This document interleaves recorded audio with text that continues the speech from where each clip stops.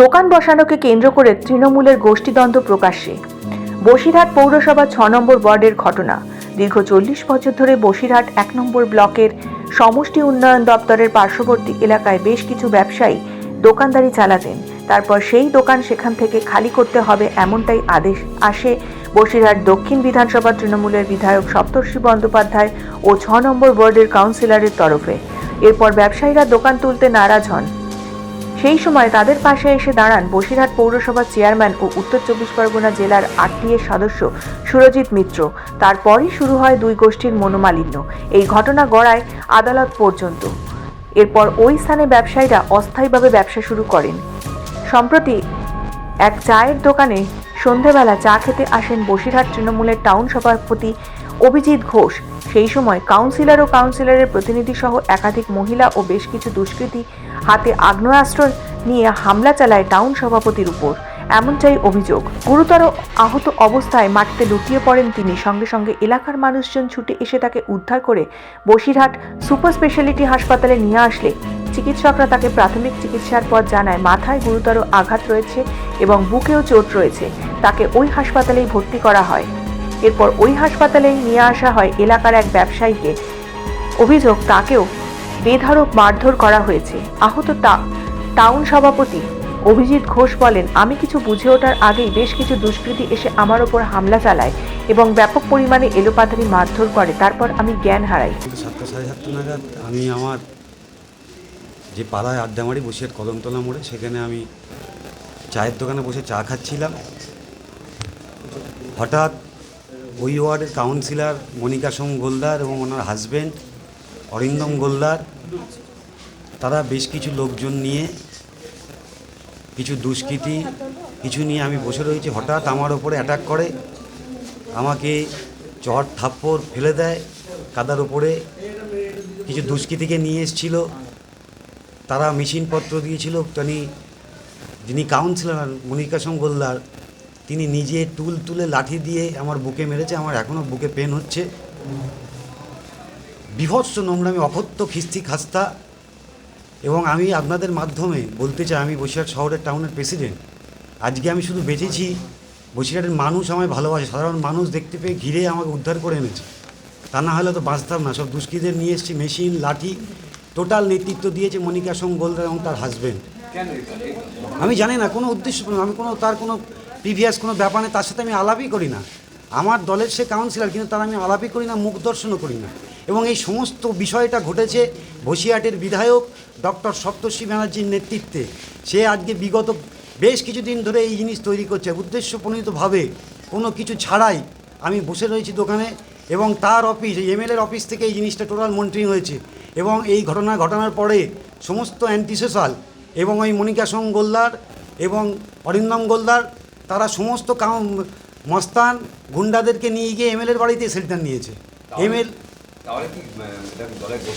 না, গোষ্ঠীদ্বন্দ্বের কোনো বিষয় নেই এতে। এটা ইন্টেনশনালি দলকে অপমান করার জন্য।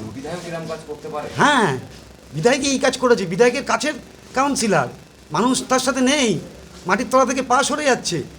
অন্যদিকে পাল্টা অভিযোগ নিয়ে হাসপাতালে বুকে ব্যথা ও শ্বাসকষ্ট নিয়ে ভর্তি হয়েছেন কাউন্সিলর প্রতিনিধি অরিন্দম গোলদার। তিনি বলেন, টাউন সভাপতি এবং তার দলবল আমার উপর হামলা চালায়। তারা সেখানে মদ্যপ অবস্থায় বসেছিলেন।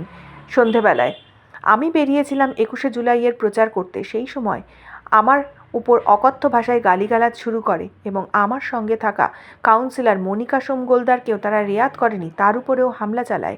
অভিযোগ পাল্টা অভিযোগে টাউন সভাপতি বনাম কাউন্সিলর প্রতিনিধির গোষ্ঠীদ্বন্দ্ব প্রকাশ্যে। আমরা ২১শে জুলাইয়ের প্রচারের জন্য বেরিয়েছিলাম কিছু মহিলা নিয়ে, বেশ কিছু মহিলা নিয়ে, ৬০-৭০ জন মতো মহিলা, তার থেকে বেশি হবে হয়তো। আমরা প্রচারে বেরিয়েছিলাম।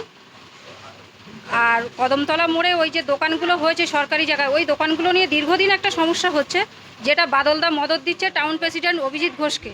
আর অভিজিতের মদতেই সব কিছু হচ্ছে। আমরা যাওয়ার সময়, প্রচারে যাওয়ার সময় অভিজিৎ ঘোষ আমাকে ভীষণ রাফ ভাষায় কিস্তি মারছে। আমার সঙ্গে যে মহিলাগুলো ছিল মদ্যপ অবস্থায়, তাদের সাথে খারাপ ব্যবহার করার চেষ্টা করেছেও কিছু কিছু মানুষের সাথে। অরিন্দম সেখানে ছিল, অরিন্দম আমার হাজব্যান্ড। ও ওখানে উপস্থিত হওয়াতে অভিজিৎ ঘোষ এবং তার কিছু লেঠেল বাহিনী, ওদের কাছে অস্ত্র ছিল, ওরা আমার স্বামীকে মারধর করেছে, ধাক্কাধুক্কি করেছে।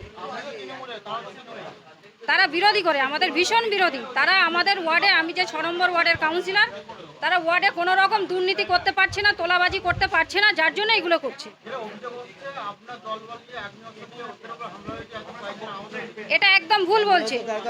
আগ্নেয়াস্ত্র ওদের কাছে ছিল, ওরা মদ্যপ অবস্থায় ছিল। ওরা যেখানে বসেছিল আমি সেখানে ছবি দেখাবো, সেখানে মদের বোতল সাজানো আছে। আমি হয়তো গ্লাসের ছবিগুলো দেখাতে পারবো না আপনাদেরকে, কিন্তু ওরা যেখানে বসে আছে সেখানে মদের বোতল আছে, আমি সেটা আপনাকে দেখাতে পারবো।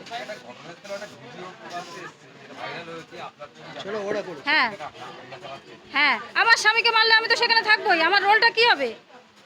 কোনো মহিলার সামনে তার স্বামীকে যদি মারে, সে মহিলা নিশ্চিত হাত পা গুটিয়ে বসে থাকবে না। যে মহিলাটা দীর্ঘ 3.5 বছর খিস্তি খাচ্ছে, ওই অভিজিৎ ঘোষ খিস্তি মারছে, তার স্বামীকে মারছে ধরে, সে মহিলা তো হাত পা গুটিয়ে বসে থাকবে না। আমার ওই আমরা যাচ্ছিলাম, অভিজিৎ ঘোষ বসেছিল পিন্টুর দোকানে, ওখানে আমার বউকে খিস্তি মারছে। আমরা প্রতিবাদ করেছি, আমাকে ধরে মারধর করেছে।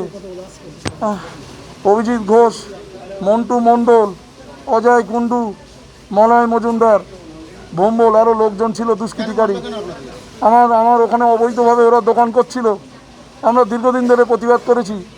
আমরা এসডিওকে জানিয়েছি, আমাদের শরীর না দিতে এলে দোকান তোলাবাজি করতে পারবে না।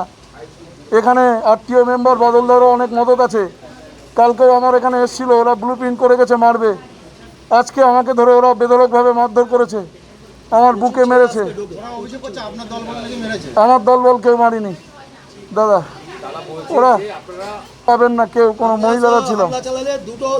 আমরা 21শে জুলাইয়ের প্রচার করছিলাম, বেরোচ্ছিলাম 21শে জুলাইয়ের প্রচার করছিলাম, মহিলারা বেরোচ্ছিল, সেখান থেকে খিস্তি মেরেছে ওই দোকানে বসে। তখন আমরা প্রতিবাদ করেছি। মহিলাদের টোনকিটকিরি করছে দাদা, ওখানে দীর্ঘদিন আমরা পাচ্ছি। Bureau report, news N24।